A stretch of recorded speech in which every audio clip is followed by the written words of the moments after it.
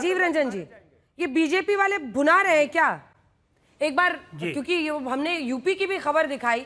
अब देखिए वहां पर बिहार में भी सब कह रहे हैं कि राजनीतिक फायदा उठा रहे हैं, यूपी में कह रहे हैं कि सिंदूर दान भी साथ में भेंट करेंगे महिलाओं को।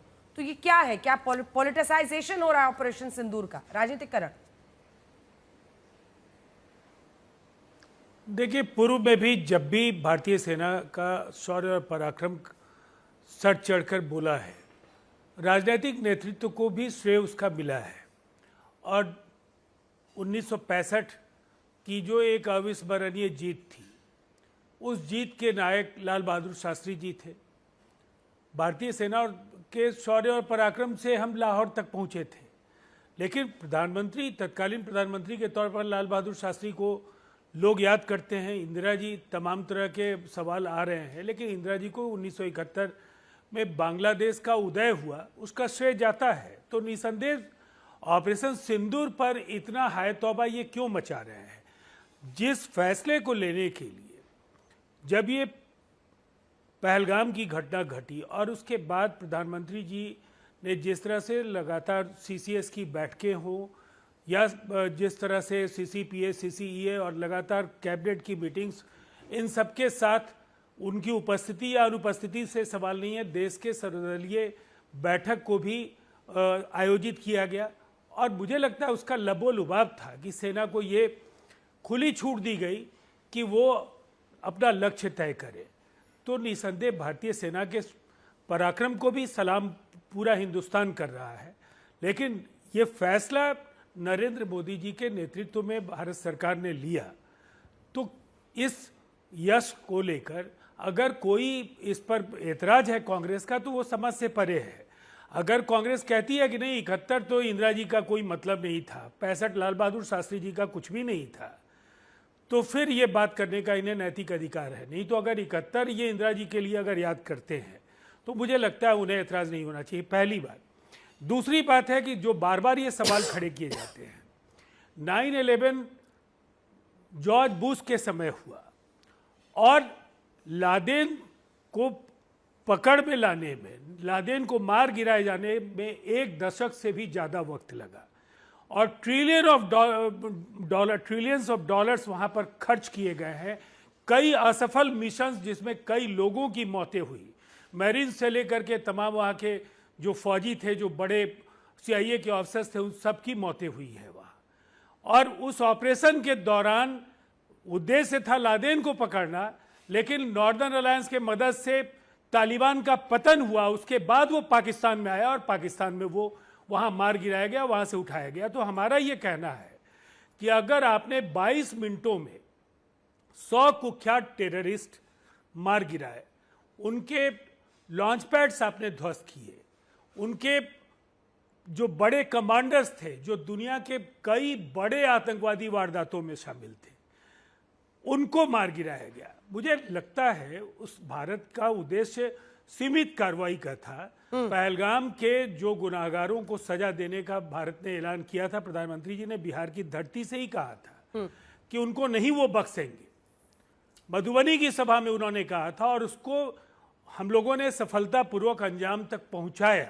उसके बाद का सब लोगों को पता है, बार बार दोहराना नहीं है। पाकिस्तान ने गलती की, उसने भारत को उकसाया, भारत ने उनको औकात बताई और उनके तमाम सामरिक ठिकाने। और राजीव जी, जो आप कह रहे हैं उसका प्रमाण भी ऐतिहासिक रूप से मिलता है। जरा अपने दर्शकों को दिखा देते हैं। 1971 के युद्ध में पाकिस्तान का बंटवारा हुआ। साल 72 में जब 18 राज्यों और केंद्र शासित प्रदेशों में चुनाव हुए, जिसमें 14 में कांग्रेस पार्टी जीती थी। सिर्फ गोवा, मणिपुर, मेघालय, मिजोरम जैसे जो छोटे राज्य थे उनमें कांग्रेस की सरकार नहीं बनी। 99 में देखिए करगिल के युद्ध में भारत को जीत मिली, जिसके बाद लोकसभा के चुनाव हुए, जिसमें पहली बार एनडीए को 5 साल के लिए सत्ता मिली। 71 के बाद कैलेंडर आगे बढ़ाइए, 99 कारगिल 5 साल के लिए पहली बार बीजेपी की सरकार बनी। उसके बाद से सितंबर 2016 में सर्जिकल स्ट्राइक के बाद 2017 में 7 राज्यों में विधानसभा के चुनाव, सिर्फ पंजाब छोड़कर 6 राज्यों में एनडीए की सरकार बनी। यूपी में बीजेपी पहली बार 300 से ज्यादा सीटें जीती थी और फरवरी 2019 में आते आते बालाकोट एयर स्ट्राइक के बाद हुए लोकसभा चुनाव में बीजेपी को रिकॉर्ड जीत मिली और पहली बार देश में भारतीय जनता पार्टी अपने दम पर 300 के पार गई, 303 सीटें लेकर आई। दिसंबर 2018 में बीजेपी एमपी, राजस्थान, छत्तीसगढ़ का चुनाव हालांकि उसके बाद हार गई थी। तो देखिए, कुल मिलाकर इसका राजनीतिक फायदा तो मिलता ही है प्रदीप भंडारी जी, और इसीलिए मतलब ये सिंदूर दानी देना, ये सब एक संकेत है ना, आप लोग बार बार सिंदूर के इर्द गिर्द, क्योंकि ये महिला वोटर से भी सीधे जुड़ जाता है। प्रदीप जी। अंजना जी, आपने कारगिल युद्ध की बात करी। ये देश भूलना नहीं चाहिए कि 2004 से 9 के बीच में जब कांग्रेस पार्टी की सरकार थी, अगर कांग्रेस पार्टी राष्ट्रवादी पार्टी है तो क्यों नहीं उसने कारगिल युद्ध को ऑफिशियली सेलिब्रेट किया था और कहा था कि कारगिल तो भाजपा का युद्ध है, कारगिल में हमारी आर्म फोर्सेस ने जीत दिलाई थी। आप चेक करिए ऑफिशियल रिकॉर्ड, 2004 से 9 के बीच में कारगिल युद्ध कांग्रेस ने सेलिब्रेट तक नहीं कहा था, यह कहते हुए कि बीजेपी की विक्ट्री है। यह है इनकी सोच। अगर नेतृत्व की बात करी, सेना का तो शौर्य हमेशा रहा है अंजना जी, पर आपसे मैं पूछना चाहता हूं, आप एक चीटी का नाम भी बता दीजिए जो कांग्रेस पार्टी की सरकार ने 26/11 आतंकवादी हमले के बाद में पाकिस्तान में मारा हो। तो सेना का शौर्य तब भी था, अभी भी और हमेशा रहेगा, परंतु अभी हमने सेना को खुली छूट दी है, इन्होंने पाकिस्तान को क्लीन चिट दी थी, यह फर्क है। इनफैक्ट इनकी स्थिति बताता हूं, इन्होंने 2010 के अंदर एक गुडविल जेस्चर करके स्कीम निकाली थी जिसमें जैश ए मोहम्मद, लश्कर ए तैयबा के 25 आतंकवादियों को इन्होंने रिहा किया था। उनमें से एक आतंकवादी था शाहिद लतीफ, जिसने जाके पठानकोट एयरबेस पे हमला करा था। तो मेरा कंटेंशन यहां पे यह है कि कांग्रेस पार्टी की नीति हमेशा प्रो पाक रही है। हाफिज सईद का वीडियो है कांग्रेस को बैक करते हुए, तो नेतृत्व जो होता है वो खुली छूट देता है। आर्मी हमेशा बलवान रही है। वीडियो है हाफिज को बैक करते हुए, हाफिज सईद का एक ऑन रिकॉर्ड वीडियो है जिसमें वो कांग्रेस पार्टी की गुफ्तगू की बात कर रहा है। और 26/11 आतंकवादी हमले के बाद कांग्रेस ने तो कहा था पाकिस्तान नहीं, आरएसएस की साजिश जिम्मेदार है। तो कांग्रेस पार्टी अगर पाकिस्तान के प्रति उसका सॉफ्ट कॉर्नर नहीं होता तो क्यों नहीं उसने सर्जिकल स्ट्राइक करी, क्यों नहीं उसने एक चीटी भी मारी। और दो साल बाद 26/11 के गुडविल जेस्चर की क्या बात थी जिसमें 25 आतंकवादियों को उन्होंने छोड़ दिया था, लश्कर ए तैयबा, जैश और हिजबुल के। ये on record statement, on record policy थी कांग्रेस पार्टी की। तो ये क्या प्रोपाक नहीं है स्टेटमेंट? अलका जी जवाब दीजिए। अंजना जी, इनसे पूछिए कि देश के प्रधानमंत्री बनने के बाद पिछले 10 साल में मोदी जी वो सब चीजें सच्चाई थी, कांग्रेस के दौर की बातें कर रहे, तो क्यों पाकिस्तान बिन बुलाए चले गए? बार बार पूछना चाहते क्यों गए, बताइए तो सही। और आप अटल बिहारी वाजपेयी जी भी गए और उसके बाद हमारे साथ धोखा हुआ, सबने देखा।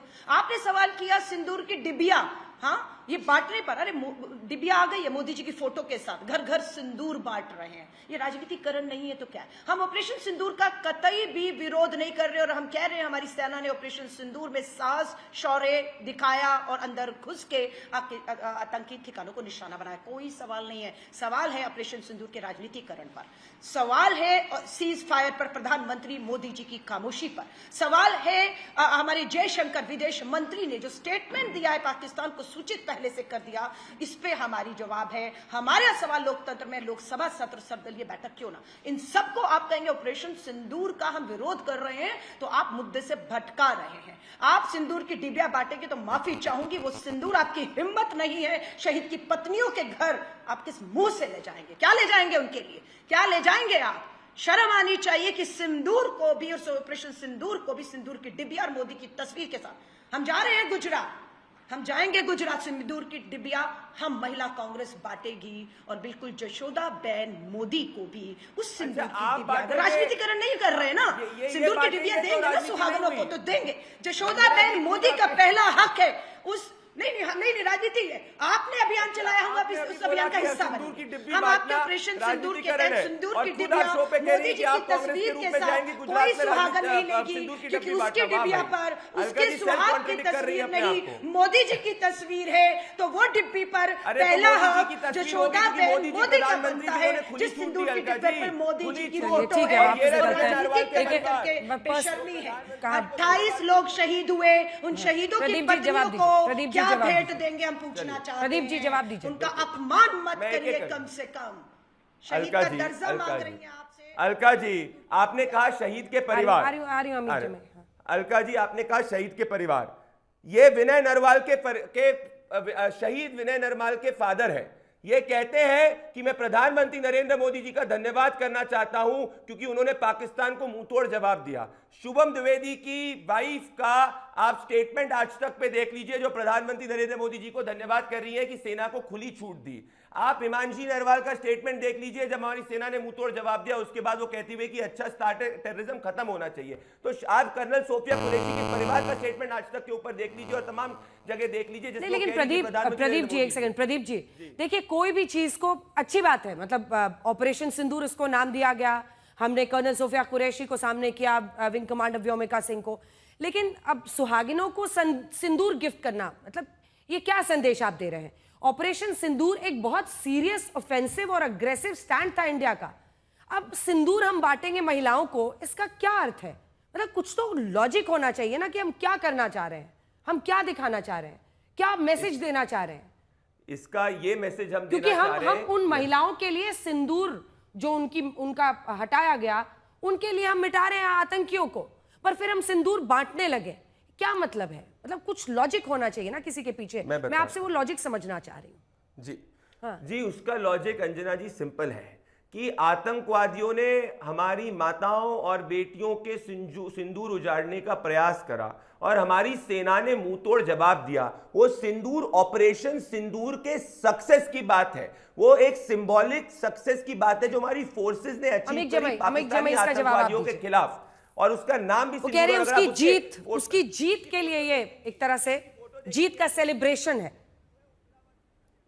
अंजना जी हम चाहे हम मरहूम इंदिरा जी रही हो, चाहे मरहूम अटल बिहारी वाजपेयी साहब, इन दोनों ने हमारे बड़ों ने अमेरिकी साम्राज्यवाद के सामने घुटने नहीं टेके। पूरा देश 140 करोड़ जनता जानती है कि नरेंद्र मोदी ने, भारतीय जनता पार्टी ने दडोनाल्ड ट्रंप के सामने हमारी सेना को आगे भेज के घुटने टेके हैं। और ये जो असीम अरुण है, पूरा जिंदगी तो इन्होंने ब्यूरोक्रेसी में नौकरी करी, बड़ा करियर रहा है। आप जानती हैं जो ब्याह हो रहे हैं उत्तर प्रदेश में, अगर आज कोई जांच बैठ जाए तो सबसे बड़ा भ्रष्टाचार, ये जो सामूहिक विवाह का मामला आ रहा है, जौनपुर से लेकर कितने अखबारों में छपे हैं कि सैकड़ों करोड़ रुपए का भ्रष्टाचार इसमें शामिल। हम उस पर नहीं जाना चाहते, ये दूसरा मामला है। हमारा ये कहना है कि अलका जी ने कहा कि भाई आप सदन नहीं बुलाया, नहीं बुलाओ, आप कोई दिक्कत नहीं है, आप देश के प्रधानमंत्री हो, आप सबको अपना नहीं समझते हो। ऑल पार्टी मीटिंग में बुला के प्रधानमंत्री चेयर करते और कहते कि हाँ ये बात है, हम मीडिया में बाहर नहीं देना चाहते हैं, आइए देश के सामने मिलकर हम लोग खड़े हों। लेकिन निशिकांत दुबे जैसा शख्स जो भारत की तरफ से विदेश में गया हुआ है, आप असद ओवैसी को तो बड़ी तारीफ चल रही है, बहुत अच्छी बात है। आज असद ओवैसी साहब को देश का सर्टिफिकेट मिल गया, उससे पहले तो राष्ट्रवादी मुसलमान थे ही नहीं। अलीगढ़ में आपने 3 मुसलमानों को गिरा के लहूलुहान किया, वो तो मुसलमान है ही नहीं। अब सवाल ये है कि गिरिराज किशोर जी और बाकी जमाई जी, अभी तक तो आप ऑपरेशन सिंदूर पे ज्ञान दे रहे थे कि हिंदू मुस्लिम मत कीजिए, धर्म मत बताइए। अब आप लोगों का धर्म बताएं तो वो बड़ा ही कल्याण आप देश का करते हैं। आज आप पता नहीं क्यों, मुझे ऐसा लग रहा है कि आप जिस फुट पर बैटिंग करने के लिए उतरे हैं वो पूरा ही गड़बड़ा रहा है। क्या ये समाजवादी पार्टी का ऑफिशियल स्टैंड है? जो अभी आपने कहा कि हमारी सेना ने घुटने टेक दिए, ये ऑफिशियल स्टैंड है? उनका आवाज तो आने दीजिए उनकी। अमित जी, ऑफिशियल स्टैंड है, घुटने टेक दिए हमने जी।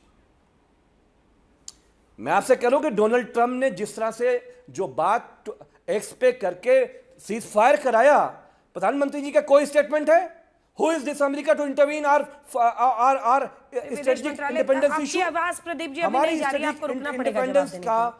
नहीं, आपको ट्रंप पर ज्यादा भरोसा है अपने देश के प्रधानमंत्री पर, अपने देश के विदेश मंत्री पर? विदेश मंत्री तो कह रहे हैं, विदेश मंत्री ने तो साफ कहा है, नरेंद्र मोदी प्रधानमंत्री नरेंद्र मोदी जिस दिन अमेरिका को आंखें लाल करके दिखाएंगे, हम सैल्यूट करेंगे उन्हें। सिर्फ दो लाइन में आपको जवाब देना होगा प्रदीप भंडारी जी।